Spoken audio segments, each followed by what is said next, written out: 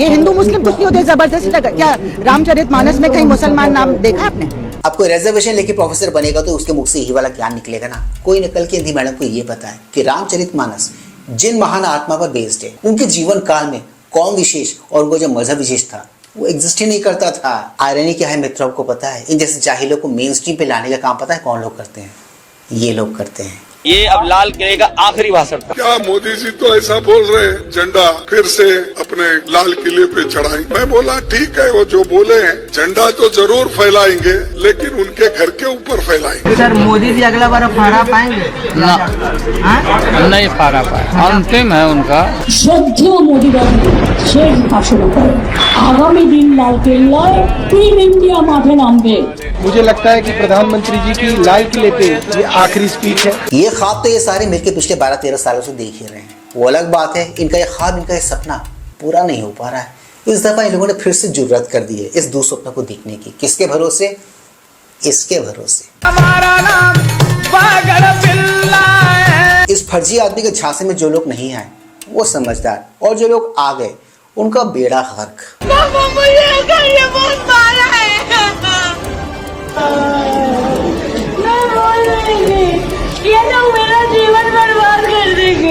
इनको लगा freedom of speech and expression सिर्फ और सिर्फ इन्हीं के पास है, उसका एक्सक्लूसिव राइट सिर्फ और सिर्फ इन्हीं के पास है, और बस यहीं पे ये लोग मार खा गए। इनके साथ अभी जो कुछ भी हो रहा है ना वो भी एक तरह का फ्रीडम ऑफ एक्सप्रेशन ही है, फ्रीडम ऑफ स्पीच ही है, मगर उनका जो इनकी बातों से इत्तेफाक नहीं रखते हैं। हथियारी नक्सल तो गए लेकिन दिमागी नक्सल मौके की तलाश में है। इन दिमागी नक्सलियों को पहचानना होगा। देश की सत्ता में माओवादी सोच के लोग गलियारों में अपनी जगह बना करके बैठे थे। सरकारी कमेटियों में सलाहकार के रूप में भी ये माओवादी सोच ने नीतियों को प्रभावित किया था। हिंसा अराजकता के वो रास्ते खोज रहे हैं। समाज को गलत राह पर घसीटने के लिए भांति भांति के दांव कर रहे हैं। इन दिमागी नक्सलियों को पहचानना होगा, इन दिमागी नक्सलियों को आइसोलेट करना होगा। देखो मित्रों, हमारा देश दुनिया का इकलौता देश है जहाँ पर वामपंथ, कट्टरपंथ, अतिवादी, विपक्ष सब मिलकर एक साथ गठजोड़ में काम करते हैं। मेरी इस बात को प्रूफ करने के लिए मुझे बहुत ज्यादा बोलने की जरूरत नहीं है। दिल्ली का जंतर मंतर वाला आंदोलन देख लो, उसमें किस किस तरह के लोग आए हुए थे, उसमें वो सारे तत्व आए हुए थे, वो सारे तरह के लोग आए हुए थे जिसको मैंने अभी कुछ देर पहले मेंशन किया आपके सामने। मेरी बात पे अगर आपको फिर भी यकीन ना हो रहा हो तो इन भाई साहब को सुन लो, ये तो उनके इकोसिस्टम के हैं कि बंदूक के नक्सलवाद की समाप्ति हुई है। और जो इशारा वो कर रहे थे कि कम्युनिस्ट माइंडेड लोग पहले से सिस्टम में कितना ज्यादा थे, नीतियां बनाने में उनका निर्धारण था और सब चीज थी। अभी भी उनका ये कहना है कि दिमागी नक्सल, जो हमेशा से वो कहते रहे कि दिमागी नक्सल अभी भी है, अराजकता की स्थिति देश में। तो एक तरह से विपक्ष को भी 15 अगस्त को लाल किले की प्राचीर से इशारों में ही बातें ज्यादा कही जाती हैं और वो जहां तक पहुंचना रहता है वहां तक पहुंच जाती है। उन्होंने युवाओं को, महिलाओं को एड्रेस तो किया ही, साथ साथ विपक्ष को भी उन्होंने आड़े हाथ लिया कई मुद्दों पर। वामपंथ हमारे देश में कहाँ है, किस किस पोजीशन पे है, किस किस पोस्ट से बैठा हुआ है, वो तो आप समझ गए। ये लोग फंक्शन कैसे करते हैं, अगर आपको ये समझना है, ये जानना है तो इनकी बातों को सुन लो, माननीय अमित शाह जी की बातों को सुन लो, आपको एक फेयर आइडिया हो जाएगा। 2000 आर्टिकल निकाले, सारे बुद्धिजीवी भाइयों ने लिखे हुए हैं, मेरे पास इसका पूरा जिस्ट भी है। ये सभी आर्टिकलों में हथियार उठाकर घूमने वाले माओवादियों के साथ चर्चा करो, वो न्याय के लिए लड़ रहे हैं, उनको मारना नहीं चाहिए, इनके प्रति सिंपैथी होनी चाहिए, सरकार विकास जल्दी करे, इस प्रकार के। एक भी आर्टिकल जो 8 साल का अबूझ बच्चे को उठा ले जाकर हाथ में हथियार पकड़ा दिए, इसकी माँ के लिए नहीं है। एक भी आर्टिकल अपने गांव से खेत में जाते हुए किसान का पैर उड़ गया और पूरा जीवन दिव्यांग बन गया, इसकी सिंपैथी के लिए नहीं है। 5000 से ज्यादा सिक्योरिटी फोर्सेस लड़ते लड़ते शहीद हो गए, उनकी विधवाओं के लिए एक भी आर्टिकल नहीं है, इनके अनाथ बच्चों के लिए एक भी आर्टिकल नहीं है। आपकी मानवता संविधान तोड़कर हथियार लेकर घूमने वालों के लिए ही है।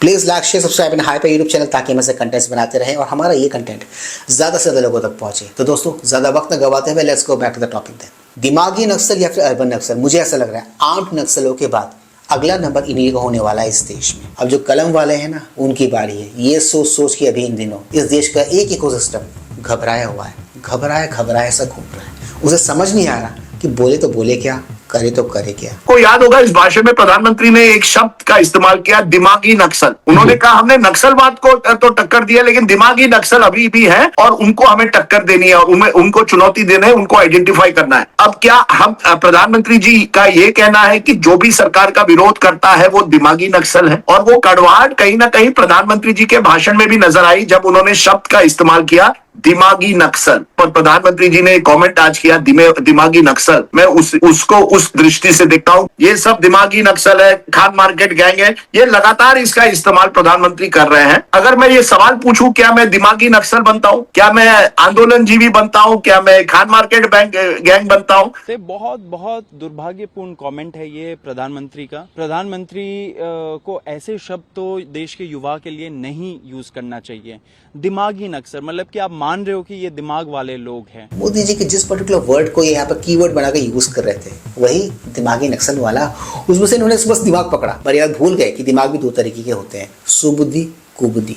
मोदी जी का मतलब कुबुद्धि से था। रही राजदीप सरदेसाई की बात, तो ये आदमी बोरा गया है। जब से ये लोग सत्ता के बाहर गए हैं ये आदमी बोरा गया है, तो इनकी बातों को आप इग्नोर मार सकते हैं। At 10 o'clock at night, they asked me to leave. ADM called me and asked me to leave. And I said, I'm not going to leave, obviously. And now, outside the gates of the circuit house, I've done a Facebook Live. I'm not sure how to put that on Twitter, but I can't do it now. There is a Facebook Live. There's a huge crowd outside the circuit house gates shouting Jai Shri Ram. The Supreme Court asked me, I asked for protection from the Supreme Court. Supreme Court said, go and face it like a freedom fighter. So I'm facing it like a freedom fighter. I want to thank the Supreme Court. I'm a woman MP.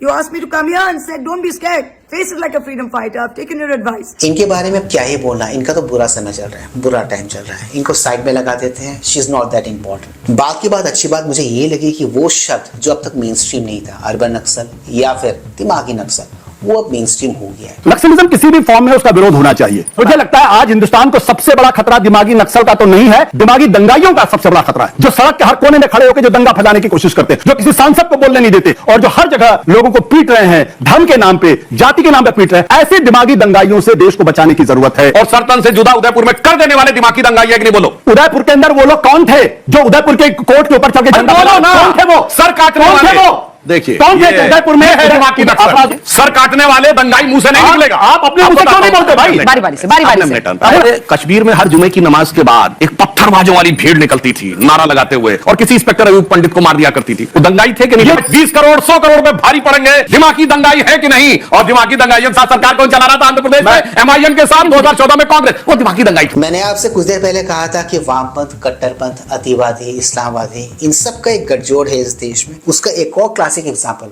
आपको मैं अभी दिखाता हूँ। वो अलग बात है, राष्ट्रवादी लोग भी अच्छे से जानते हैं कि इन सबको एक्सपोज कैसे करना। अगर एक जाहिल इस मुल्क की रहनुमाई करे तो उसका दिल यही चाहेगा कि पूरा मुल्क उसी की तरह जाहिल और बेरहम बने। जो घड़ियाली आंसू जंतर मंत्र के लिए बहा रहे थे, वो सेम आंसू इनको अब झारखंड में भी बहाने चाहिए। ये बॉलीवुड की लव स्टोरी पाकिस्तान के साथ खत्म कब होगी? तो मित्रों, आज के इस वीडियो में सिर्फ इतना ही। मैं मिलूंगा आप सबके साथ अपने अगले वीडियो में। NES, do not forget to like, share, subscribe YouTube channel. इससे हमें शक्ति मिलती है, इससे हमें ताकत मिलती है और इससे हमें मोटिवेशन मिलती है। कीप स्माइलिंग दोस्तों।